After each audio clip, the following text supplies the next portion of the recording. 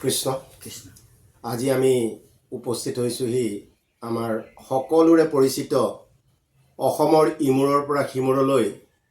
ভকতীয়া দিশত আধ্যাত্মিক দিশত ভাগৱত পাঠ ও ব্যাখ্যাৰ এজন আলোড়ন সৃষ্টি কৰা আমাৰ ভকত আমাৰ অতিকে শ্ৰদ্ধাৰ অতিকে পূজ্যৰ শ্ৰীযুত বিনীত বৰা বাপদেৱ কৃষ্ণ আপোনালোক সকলোৱে জানে তেখেত দিব্যাংগ বুলি আৰু আমি তেখেতৰ পৰা দুটা কথা জানিব বিচাৰিম এতিয়া বাপজন কৃষ্ণ কৃষ্ণ এতিয়া আমিতো সকলোৱে জানো যিহেতু আপোনাৰ দৃষ্টিহীন হয় গতিকে আপুনি এতিয়া আমি দৃষ্টিশক্তি থাকিও আমি ধৰক ভাগৱত এভাগ বা যিকোনো পুথি এভাগ পঢ়ি চকুৰে চাই আকৌ চশমা পিন্ধি পঢ়িও আমি ভুল কৰোঁ শব্দ অনেক ভুল হয় কিন্তু আপুনি কোনোদিনটো চোৱাই নাই তো আপুনি এটা জ্ঞানৰ যোগেৰে এটা ভগৱন্তৰ দিয়া শক্তি যোগে আপুনি ক'তো কেতিয়াও ভুল নোহোৱাকৈ আপুনি পঢ়িছে আমি দেখি আহিছোঁ শুনি আহিছোঁ যে আপোনাৰ আজিলৈকে ক'তো ভুল হোৱা নাই শব্দ ভুল হোৱা নাই আকাৰ ইকাৰ ভুল হোৱা নাই ইমান সুন্দৰকৈ আপুনি কেনেধৰণে আপুনি কৰিব পাৰে আচলতে এইবাৰ হয় 2026 চনৰ আজি 3 দিনত ভৰি দিলে আচলতে 7 তাৰিখ হয় এই 3 দিনেই মানে 5 তাৰিখ 6 তাৰিখ 7 তাৰিখ এই 3 দিনত এই প্ৰশ্নটোৰ সন্মুখীন মই হৈ আছোঁ আগতেও হৈছোঁ কিন্তু এইবাৰ 26 চনত ভকতসকলৰ পৰা এই প্ৰশ্নটো খুব আহিছে বেছি হৈছে পৰহিও এজন এনেকৈ নিমন্ত্ৰণ সম্পৰ্কে আহিল আহি একে প্ৰশ্ন কালিও একে প্ৰশ্ন আজিও আপুনি ঠিক তদ্ৰূপ ধৰণে এইটো প্ৰশ্ন অৱতাৰণা কৰিছে একদম পোনপটীয়াকৈ ক'বলৈ গ'লে মই এইটোৰ ওপৰত কেনেকৈ কি হ'ল মই নিজে নাজানো আৰু এক সমীক্ষাত যদি আমি চাওঁ সামাজিকভাৱে আচলতে এইটো বিশেষকৈ যিসকলৰ দৃষ্টিশক্তি থকাসকলৰ নহ'ব বুলি মই ক'ব বিচৰা নাই কিন্তু দৃষ্টিশক্তিহীনসকলৰো সেইটো ক্ষেত্ৰত যদি তেওঁলোকে প্ৰয়োগ কৰে তেতিয়াহ'লে নোহোৱাৰ কোনো কথা নাই বহুত ক্ষেত্ৰত কি হয় বহুতে নিজৰ শক্তিখিনি ভগৱন্তই দুটা দিশ দি থৈছে ভাল আৰু বেয়া ঋণাত্মক আৰু যোগাত্মক গতিকে আমি আমাৰ মনটোক ঋণাত্মক ক্ষেত্ৰত বা বেয়াৰ ক্ষেত্ৰত লগোৱাৰ কাৰণে সেইমতে প্ৰভাৱান্বিত হয় মইতো ক'বলৈ যোৱা নাই যে মই সদায় ভাল কাম কৰি আছোঁ বুলি মই ঈশ্বৰৰ এজন সেৱক হিচাপে কৰ্মখিনি কৰি আছোঁ কিন্তু আপুনি যদি বৈজ্ঞানিক দৃষ্টিভংগীৰেও চায় যেতিয়া এজন ব্যক্তিৰ ভগৱন্তই কিবা এটা অংগ অকণমান অসুবিধা কৰি দিয়ে বাকীবিলাক অংগ সষ্টম কৰি তোলে যেনে ধৰকচোন এতিয়া আমাৰ দৃষ্টিশক্তি নাই কিন্তু বাকী কাণ নাক হাত এই গোটেইখিনি একদম মানে সক্ৰিয় কৰি ৰাখে যাৰ কাৰণে ধৰক এতিয়া কেতিয়াবা ৰাতি শুই থাকিলেও যদি কিবা এটা শব্দ হয় সেইটো অন্যতকৈ আগত মই গম পাওঁ গতিকে সেইটো বা প্ৰতিজন দৃষ্টিহীনে গম পায় কিন্তু সেই বস্তুখিনিকে লগাই মই যেতিয়া আজৰি সময় পাওঁ তেতিয়া মানে আমাৰ বিভিন্ন পাঠকে যিবোৰ পাঠ কৰে সেই মোৰ তেতিয়া এণ্ড্ৰইড মোবাইল ইউজ কৰিব মই ইমান পৰা নাছিলোঁ এণ্ড্ৰইড মোবাইলতে মই পাঠবিলাক ৰেকৰ্ডিং কৰে ভাগৱত মুখস্থ কৰাৰ ক্ষেত্ৰত কৈছোঁ দেই মানে পাঠটো যে পাঠকৰ সমানে সমানে গাব পৰাৰ ক্ষেত্ৰত কালিও এজনে কৈছে বোলো মোৰ এইটো নিজস্বতা একো নাই আমি কৃষ্ণৰ হাতৰ পুতলা ভগৱন্তৰ অসীমিত কৃপা লাগিব আৰু বৈজ্ঞানিক দৃষ্টিভংগীৰে যদি চাওঁ এই মোবাইলটোৰ ব্যৱহাৰ কৰি পেলাই মই অকল পাঠখিনি ৰেকৰ্ড কৰোঁ পাঠখিনি ৰেকৰ্ড কৰি পেলাই ঘৰত আজৰি সময়ত মানে এনেকুৱা শুনি পেলাই আকৌ অকণমান কৰি দিওঁ আকৌ বেক কৰি পেলাই তেনেকৈ শুনোতে মানে কেইটামান অধ্যায় হৈছেগৈ গোটেইখনটো সম্ভৱ নহয় গতিকে তেনেধৰণে কৰিছোঁ এতিয়া কিন্তু মই এতিয়া তেনেকৈ মোবাইলত ৰেকৰ্ডিং কৰি শুনিবলগীয়া নহয় আজিকালি ছ'চিয়েল মিডিয়া আৰু আছে ইউটিউবত বিভিন্ন ধৰণৰ পাঠ বিচাৰিলেই পোৱা যায় গতিকে তেনেধৰণে হৈছেগৈ আৰু কৰি আছোঁ এতিয়া এইখিনিতে আপোনাৰ জ্ঞানৰ ক্ষেত্ৰত আপুনি যিটো ক'লে সৰু কথা এটা আজি আমাৰ প্ৰেক্টিকেলি এটা কথা সোধোঁ আমি আপোনাৰ গৃহলৈ আহিছোঁ আহোঁতেনে অকণমান কিবা এটা কাৰণত আপোনাৰ গৃহৰ পৰা আমি গাড়ীখন আগবাঢ়ি গুচি গ'লোঁ তো অলপ পিছতে আপুনি আমালৈ যোগাযোগ কৰিলে তো সেইটো আপুনি কেনেধৰণে গম পায় আমালৈ যোগাযোগ কৰিলে নিশ্চয় মানে কি হ'ল সেইটো এটা অনুমান হ'ল সেইটো মোৰ নিজৰ নহয় আমাৰ লগত যিজনে যোগাযোগ কৰি আছিলে আমাৰ সন্মানীয় হাজৰিকা বাবে তেখেতক মই ফোন কৰিলোঁ যে আপোনালোক ক'ত পালেহি তেতিয়া তেখেতে কৈছে মোনাবাৰী বাগান পালোহি গতিকে মোনাবাৰী বাগান মোৰ হাতত যিহেতুকে সময়ৰ তালিকাটো মোবাইলত থাকেই মোনাবাৰী বাগানৰ পৰা আমাৰ ইয়াত পাওঁতে ইমান সময় লাগে সেইটো অনুমান কৰি ইমান সময়ৰ ভিতৰত তাৰমানে আমাৰ ঘৰলৈ অহা গাড়ী এখন আমাৰ ঘৰত ৰ'বহি লাগিছে সেইটো এটা অনুমান তাৰপিছত মই সেইকাৰণে ভিতৰত গৈ পেলাই ইটো সিটো কৰ্ম কৰি ইতিমধ্যে গাড়ী এখন ইফালেদি পাৰ হৈ যোৱা দেখিলোঁ। বিভিন্ন গাড়ী যায় আমাৰ ইফালে, কিন্তু আপোনালোকৰ গাড়ীখনেই যে গৈছে বুলি মই কেনেকৈ গম পালোঁ? সেই সময়টোৰ ওপৰত নিৰ্ভৰ কৰি যে হয় ইমান সময়ত আমাৰ গাড়ী, তেওঁলোকৰ বেলেগ কাম নাই, চিধা আমাৰ ফালে আহিছে, গতিকে ইয়াত গাড়ীখন ৰ'ব লাগিছিলে, অলপ অভাৰ গুচি গ'ল। সেই অনুপাতত মই ফোনটো কৰিছোঁ তেখেতক। এইটো আমি নিজে অনুভৱ কৰিছোঁ যে সময়ৰ যিটো আপোনাৰ গণনা, এইটো কিন্তু বৰ আচৰিত গণনা। মানে মোনাবাৰীৰ পৰা আপোনাৰ গৃহত পাওঁতে কিমান সময় লাগিব, সেই গণনাৰ ওপৰত আমি নোপোৱাৰ কাৰণে আপুনি আমাক ফোন কৰিলে, গতিকে সেইটো এটা কম গণনা হ'ব নালাগিব। কৃষ্ণ। বাকী এই যে এতিয়া আপোনাৰ এই দিব্যাংগ, এই দিশটোত অকণমান কথা এটা সোধোঁ, আপুনি মনকষ্ট নাপাব চাগে। ইয়াত আপোনাৰ কিবা তেনেকুৱা অনুভৱ হয় নেকি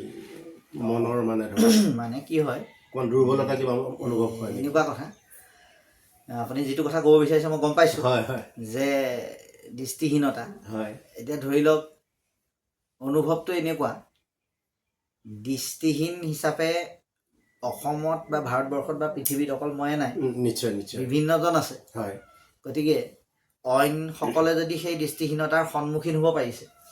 আমি দৃষ্টিহীনতাৰ সন্মুখীন হোৱাত কোনো অসুবিধা নাই। কিয় নাই? কাৰণ যিহেতুকে মই লগে লগে এখন মঞ্চ পাই গৈছোঁ, যিখন মঞ্চ হ'ল সম্পূৰ্ণ এইবিলাক বিষয়ৰ পৰা আঁতৰত আধ্যাত্মিক দিশৰ যিখন মঞ্চ, এই মঞ্চখন এই দিব্যাংগতাৰ দিশৰ পৰা সম্পূৰ্ণ আঁতৰত। ইয়াত কেৱল কোনোবা আত্মাকাৰ বিকলংগতাত ভুগি আছে নেকি? সেইসকলহে বিকলংগ যিসকল হৰি সেৱাৰ পৰা বঞ্চিত হৈ আছে। হৰিৰ সেৱাৰ লগত জড়িত ব্যক্তিক বিকলংগ হিচাপে নভবাৰ চিন্তাৰে আগবঢ়া এখন মঞ্চই হৈছে আধ্যাত্মিক মঞ্চখন। এতিয়া উদাহৰণস্বৰূপে আমাৰ ভাইটিদাৰ কথাই কওঁ, বা আমাৰ মহামহন্ত বা আপোনালোকৰ দাঁতিকা খৰীয়া বঙাবাৰী দিলীপ বৰুৱা বাবৰ কথাই কওঁ, এইসকলে কোনোদিন সেই দৃষ্টি আমাক চোৱাই নাই। মানে এটা ফোন এটা কৰিলোঁ, ল'ৰা আজি তই মই দুইটা পাঠত একেলগে বহিব লাগিব দেই, তই বহি এষাৰি গাবি, ময়ো এষাৰি গাম। ভাইটিদেউ ঠিক তেনেকৈ এই তোমাৰ সুবিধা হোৱাকৈ পাঠ এটা উলিয়াই লোৱা, দুইজনে পাঠ কৰিম। গতিকে তাত কেতিয়াও নাহে কোনোবাই এওঁ আকৌ কিজানিবা ভুল কৰিব নেকি, এনেকুৱা ধৰণৰ ভাৱটো নাহে। গতিকে যিখন মঞ্চত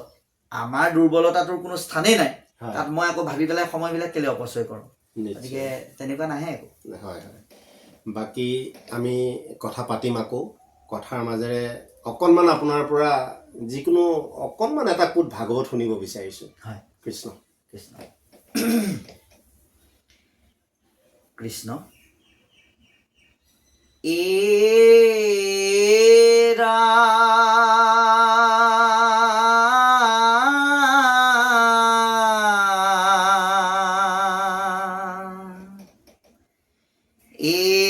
হে প্ৰাণ বন্ধু মোক বুলি বুজাই, ঋষি সমস্তৰ কিয় একমতি নাই,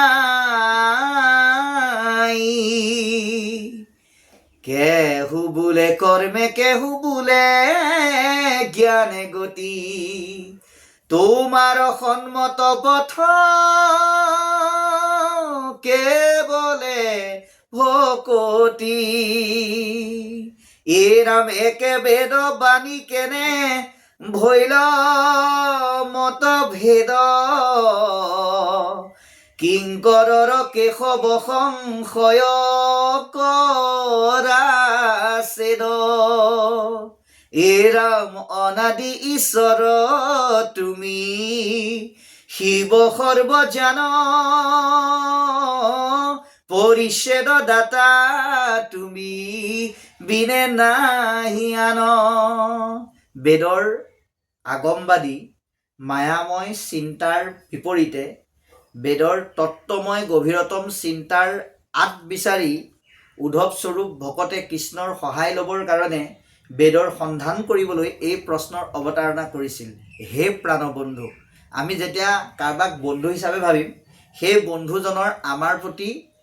সহায়ৰ মনোভাৱটো বাঢ়ি যাব, কাৰণ আপুনি বন্ধু বুলি কৈছে। ঠিক তেনেকৈ অনন্ত কোটি ব্ৰহ্মাণ্ডৰ অধিকাৰী কৃষ্ণ উদ্ধৱৰ সখী, তথাপিতো সখীত্ব মান্যতা দি কি বুলি কৈছে যে তুমি মোৰ সখীয়ে নহয়, তুমি মোৰ প্ৰাণৰ বন্ধু, গতিকে তুমি মোৰ বন্ধু হিচাপে মোক সহায় কৰা, এই বেদৰ গভীৰতম দিশেৰে তত্ত্ববাদ ভেদ কৰি মানুহৰ মনত সৃষ্টি হোৱা ঋষিসকলৰ মনত সৃষ্টি হোৱা এই মতভেদটো কোনোবাই তপ কৰা জপ কৰা যজ্ঞ কৰা স্নান কৰা দান কৰা এই যি বহুধা বিভক্ত মতবাদ এই মতবাদৰ পৰা কেনেকৈ পৰিত্ৰাণ পাব তাৰ সংবিধান দিয়া বুলি প্ৰশ্ন কৰিছে গতিকে সেইখিনিকে আমি আপোনালোকৰ মাজত অকণমান গালোঁ আৰু কৃষ্ণ যি আপুনি শুনালে আমাৰ মন প্ৰাণ সঁচাই জোৰ পৰি গ'ল ভাল লাগিলে এনেধৰণেতো গোটেই ভাগৱতেই আপোনাৰ মুখস্থ আছে গোটেই ভাগ নাই কাৰণ 335টা অধ্যায় মুখস্থ কৰাটো ইমান সহজ নহয় তাৰ ভিতৰত মানে এই ভাৱটো মোক মনলৈ কিয় আহিলে ভাগৱত পাঠৰ মুখস্থ কৰাটো যেতিয়া মই 2013 চনৰ পৰা এই অনুষ্ঠানটোৰ লগত জড়িত হৈ পৰিছিলোঁ সোমাই পৰিছিলোঁ তেতিয়া মই ভাগৱত এনেকৈ পাঠ কৰিব পৰা নাছিলোঁ মই কোনোবাই পাঠ কৰি দিয়ে মই ব্যাখ্যা কৰোঁ কিন্তু মোৰ মনলৈ এটা প্ৰশ্ন আহিল যে মই এনেকুৱা সমাজেওতো মোক কেতিয়াবা মাতিব আৰু হয়ো তেনেকৈ ভাবিছোঁ তেনেকৈ হৈছে যে আপোনাক আমি ভাগৱতৰ পাঠক হিচাপে মানে নামনি অসমত কি হয় এই পাঠক এজন ব্যাখ্যাকাৰ এজন সেই বস্তুটো বুজি নাপায় তাত পাঠক বুলি কোৱাৰ লগে লগে সেইজন ব্যাখ্যাকাৰো হ'ব লাগিব পাঠকো হ'ব লাগিব তাত দুজনক নিদিয়ে এখন বিশেষকৈ মানে কোনো মঙলদৈ নলবাৰী বৰপেটা আদি অঞ্চলবিলাকত তাৰমানে তেওঁলোকে ব্যাখ্যাকাৰ বুলি নকয় পাঠকজন আহিছে ক'ৰ পৰা বোলে বিশ্বনাথ চাৰিআলিৰ পৰা আমি শুনিবলৈ আহিছোঁ পাঠকজনেই ব্যাখ্যাকাৰ তাৰপিছত মনত তেতিয়া মোৰ মানে ভাৱ আহিলে যে এতিয়া এনেকুৱা কিছুমান জেগালৈ মোক মাতিব য'ত কোনো পাঠক নাই পাঠ কৰিবই নাজানে তাত যদি মই গৈ পেলাই যে আপোনালোকে ভাগৱতৰ পাঠক আছেনে বুলি সোধোঁ অকণমান মোৰ কাৰণেও অকণ লজ্জাৰ বিষয় হ'ব সেইকাৰণে মই মনলৈ আহিল যে মই এনেকুৱাকৈ যিখিনি সচৰাচৰ ভকতে বিচাৰে তেনেকুৱা কেইটামান অধ্যায় যাতে মই অকণমান চেষ্টা কৰোঁ আৰু সেইমতে ভগৱন্তই সফলতাৰ দিশত আগবঢ়াত সহায় কৰিলে ধৰক এতিয়া প্ৰথম স্কন্ধ ক'ৰবাত নতুন অনুষ্ঠান তাত যোৱাৰ লগে লগে চিধাই ভকতে কয় যে আপুনি প্ৰথম পৰাই আৰম্ভ কৰক পাৰিবনে বুলি নুসুধে আৰু প্ৰথম পৰাই আৰম্ভ কৰক বুলি কয় লগে লগে ধৰক যিমানলৈকে যায় কাৰণ নামনি অসমত কি হয় 3 ঘণ্টাৰ ওপৰ অনুষ্ঠান ক'তো নহয় তেওঁলোকৰ আৰু আমাৰ উজনি অসমত যেনেকৈ ভাগৱত পাঠ আৰম্ভ কৰি পেলাই শৰাই এখন দি পেলাই পৰ্যায়ক্ৰমে সিদ্ধ প্ৰসাদলৈ নি থকা যায় নামনিত কিন্তু সেইটো নহয় একেবাৰে আৰম্ভ কৰিব 2 ঘণ্টা 3 ঘণ্টা একেবাৰে শেষ কৰি একেলগে খাব গতিকে তেনেকৈ অকল নামনি বুলি নহয় উজনিটো ক'ৰবাত আমাক মাতে তেতিয়া কয় যে আপোনাক পাঠক লাগিব নেকি মানে যদি আপোনালোকৰ পাঠকৰ অসুবিধা আছে আমি নিজে হ'লেও অসুবিধা নহয় আৰু প্ৰায়বিলাক স্থানতে মানে কি কয় যে আমি আমাৰ ফালৰ পৰা পাঠ নিদিওঁ আপোনাৰ ফালৰ পৰাই আপুনি এটা নিৰ্বাচন কৰি ল'ব গতিকে এটা অধ্যায়টো চবতে শুনাই থকাটো যুক্তি নহয় কাৰণ এজনে অকল সেইটোৱে জানিবনে সেইকাৰণে প্ৰথম স্কন্ধৰ আপোনাৰ মংগলাচৰণৰ পৰা ধৰি নাৰদৰ উপৰি জন্ম কথনলৈকে দ্বিতীয় স্কন্ধৰ ভাগৱত ধৰ্মৰ পৰা ধৰি দুলৰী অধ্যায়টো তৃতীয় স্কন্ধৰ ছবিৰ অধ্যায় পদৰ এটা ছেট তাৰপিছত একাদশ স্কন্ধৰ কৃষ্ণ উদ্ধৱ সংবাদৰ 2টা অধ্যায় আৰু নিমিনৱ সিদ্ধ সংবাদৰ পদৰ সম্পূৰ্ণ মংগলাচৰণৰ পৰা অধ্যায়ৰ জ্যোতি পৰালৈকে সেই গোটেইখিনি মিলাই প্ৰায় 7টিমান অধ্যায় এতিয়ালৈকে ৰাখিছোঁ আৰু বাকী আপুনি ভাগৱতেই চৰ্চা ৰাখিছে নে গীতা অন্যান্য শাস্ত্ৰ ৰাখিছোঁ হয় য'তে বিচাৰে ভাগৱত গীতা ঘোষা ৰত্নাৱলী কাৰণ মূল কেন্দ্ৰ হ'লতো ভাগৱতী গতিকে ভাগৱতৰ পৰাই গোটেইখিনি সৃষ্টি হৈছে সাৰময় বস্তু আৰু মেইন কথা হ'ল কি ব্ৰজাৱলী ভাষাটো যেতিয়া বুজি পোৱা যায় তেতিয়া অন্যান্য শাস্ত্ৰবিলাক ব্যাখ্যা কৰাত উজু হৈ পৰে গতিকে সেইকাৰণে অসুবিধা নহয় আৰু আমি ব্যাখ্যা কৰিবলৈ নাযাওঁ অকণ শিকিবলৈ বুজিবলৈ যাওঁ যেতিয়া এই যিসকলে শিকাবলৈ যায় তেওঁলোকৰ কাৰণে অসুবিধা আমি যেতিয়া শিকিবলৈ গৈছোঁ গতিকে আমাক ঈশ্বৰে কৃপা কৰে কৃষ্ণ পুনৰবাৰ আপোনাক আমি ধন্যবাদ জনাইছোঁ আজি এই ভিডিঅ' ইমানতে সামৰণি মাৰিছোঁ তাৰ প্ৰাক মুহূৰ্তত আপোনাক ভাল খবৰ এটা আপোনাৰ চেনেলৰ যোগেদি জনাওঁ এইবাৰ আমাৰ যি শ্ৰীমন্ত শংকৰদেৱ সংঘৰ অধিৱেশন এই অধিৱেশনত মই যিহেতুকে ক'ভিড কালত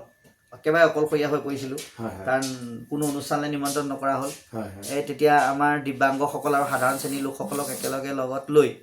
আমি এটা অনলাইন অনুষ্ঠান খুলিছিলোঁ শিৰোমণি ভাগৱত চৰ্চা গ্ৰুপ বুলি যিটোত আমাৰ বৰঙাবাৰী দিলীপ বৰুৱাৰ বাবে প্ৰথম সভাপতিৰ দায়িত্বত আছিল তেখেত পৰৱৰ্তী সময়ত তেখেত এতিয়া বৰ্তমান উপদেষ্টা হিচাপেও আছে গতিকে বহুকেইজন আছে আমি সেই যিসকল ব্যাখ্যাকাৰে বিনা স্বাৰ্থে নিজৰ ঘৰখনৰ পৰা 1.5 ঘণ্টা 2 ঘণ্টা সময় দি আমাক মানে ব্যাখ্যা কৰি পেলাই কৃপা কৰে তেওঁলোককতো আমি আনুষ্ঠানিকভাৱে একো দিব নোৱাৰোঁ সেইকাৰণে মোৰ লগতে সতীৰ্থ দিব্যাংগসকল কেইজনমানক লগত লৈ আৰু সাধাৰণ শ্ৰেণীৰ লোকসকলকো ইয়াতে ৰাখি অহা 7 ফেব্ৰুৱাৰী তাৰিখে পুৱা 9 বজাৰ পৰা 1 বজালৈ হ'ব লগা অন্যান্য ভাম্যভাস অনুষ্ঠানৰ লগতে সংগতি ৰাখি আমিও ভকতসকলক সম্বৰ্ধনা আৰু আপ্যায়নৰ এটা ব্যৱস্থা কৰিছোঁ আৰু সেই অনুপাতে মই চিন্তা কৰিলোঁ কি এই অনুষ্ঠানটো কৰিবলৈ হ'লেতো মই অকলে নোৱাৰিম কিন্তু ভাগৱত প্ৰেমী মোৰ অনুৰাগী শুভাকাংক্ষী যিসকল আছে সেইসকলৰ লগত যদি মই অকণমান যোগাযোগ কৰোঁ নিশ্চয় সহায় কৰিব আৰু সেইমতে মই শুভাকাংক্ষী অনুৰাগীক ফোনযোগে যিমান যি পাইছোঁ তেওঁলোকক কৈছোঁ আৰু তেওঁলোকেও মানে এইটোৱে কোৱা নাই যে আপোনালোকে মোক ইমান টকাই দিব লাগিব বুলি তেওঁলোকে 1000 500 200 100 যোনে যি পাৰিছে আমাক সেই দিশত সহায় কৰিছে আৰু মই বৰ্তমান সেইটো কৰ্মত এই মাহটোত ব্যস্ত হৈ আছোঁ মোৰ নিজৰ অনুষ্ঠানৰ উপৰিও এইভাগ আপোনালোকৰ এই যে জামুগুৰিত সেয়ে আমি আমাৰ ভক্তি আলোক ইউটিউব চেনেলৰ যোগেদি আমাৰ দৰ্শক সতীৰ্থ তথা ভকত বৈষ্ণৱ সকলোকে আমি জনাইছোঁ যে আমি নিমন্ত্ৰণো জনাইছোঁ অধিৱেশনলৈ সকলোকে ইয়াৰ দ্বাৰা এখেতে নিমন্ত্ৰণো দিছে আৰু তেখেতসকলৰ যি অনুষ্ঠান দিব্যাংগসকলৰ দ্বাৰা পাঠকসকলক তেওঁলোকে এটা সম্বৰ্ধনা জনোৱাৰ ব্যৱস্থা কৰিছে নহয় জানো গতিকে সেই অনুষ্ঠানলৈ লোকসকল আৰু দিব্যাংগসকলক এক কৰি পেলাই সেয়ে তেখেতৰ হৈ আমি আপোনাসৱ সকলোৰে শ্ৰীচৰণত সেৱা নিবেদি আমি নিমন্ত্ৰণ ভাগ আগবঢ়াইছোঁ কৃষ্ণ আজিলৈ এই অনুষ্ঠান আমি ইমানতে সামৰণি মাৰিছোঁ কৃষ্ণ